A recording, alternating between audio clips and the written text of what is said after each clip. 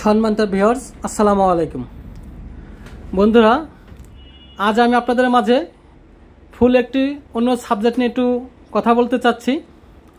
বিষয়টা হচ্ছে এই যে আমরা যারা বাংলাদেশের বিভিন্ন জায়গায় ওয়ার্কশপ মালিক বা মিস্ত্রি আছি, দেশে বিভিন্ন মডেলের গাড়ি তৈরি করে থাকি। এর ভিতরে অন্যতম হচ্ছে রফিক ইঞ্জিনিয়ারিং ওয়ার্কশপ। আপনারা জানেন এই রফিক ইঞ্জিনিয়ারিং ওয়ার্কশপে বিভিন্ন মডেল গাড়ি তৈরি করা হয়, বিভিন্ন মডেল নিত্য নতুন মডেল আবিষ্কার করা হয়। এই রফিক ইঞ্জিনিয়ারের মূল উদ্দেশ্য হচ্ছে বাংলাদেশ যেহেতু কৃষি প্রধান দেশ, এই কৃষি প্রধান দেশ কৃষকের কাজ সহজ করার জন্য এই রফিক ইঞ্জিনিয়ারিং দিন রাত অক্লান্ত পরিশ্রম করে চলছে।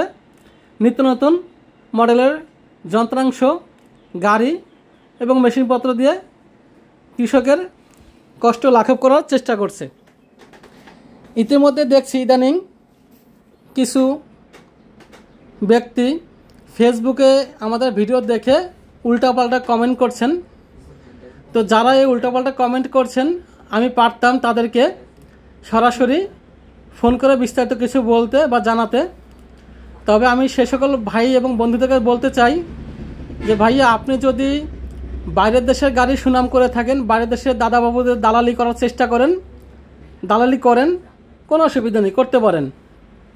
তবে আপনি রফিক ইঞ্জিনিয়ারিংয়ের বিপক্ষে লাগার কথা ভাবছেন, আসলে রফিক ইঞ্জিনিয়ারিং বিপক্ষে লাগছেন না, এটা আপনি পুরো জাতির বিপক্ষে লাগার চেষ্টা করছেন।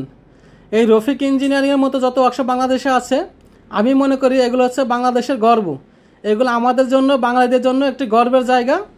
আমাদের গর্ব করা উচিত যে রফিক ইঞ্জিনিয়ারিংয়ের মতো প্রতিষ্ঠান বাংলাদেশে বিভিন্ন মডেলের গাড়ি তৈরি করছে এবং কৃষি যন্ত্রপাতি তৈরি করে কৃষকের কষ্ট কমানোর চেষ্টা করছে।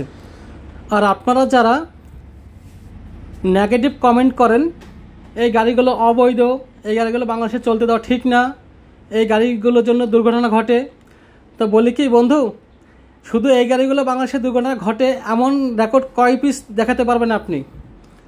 বাংলাদেশে তো প্রতিনিয়ত অনেক অ্যাক্সিডেন্ট হচ্ছে, অনেক ঘটনা ঘটছে। ওগুলো ঘটছে কী কারণে? ওগুলো তো বাইরের দেশের থেকে গাড়ি, বিভিন্ন মডেলের বিভিন্ন উন্নত মানের গাড়ি আমদানি করা, ওগুলো অ্যাক্সিডেন্ট কেন হয়?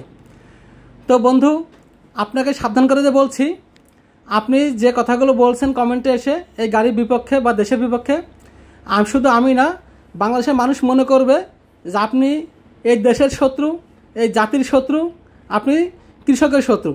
কৃষকের সুবিধাতে যে গাড়িগুলো তৈরি করা হয়, আপনি সেই গাড়ির বিপক্ষে কথা বলছেন।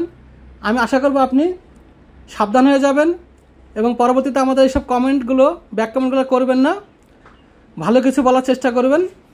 ততক্ষণ ভালো থাকবেন, সবাই সুস্থ থাকবেন, দোয়া করবেন রফিক ইঞ্জিনিয়ারের জন্য। আসসালামু আলাইকুম।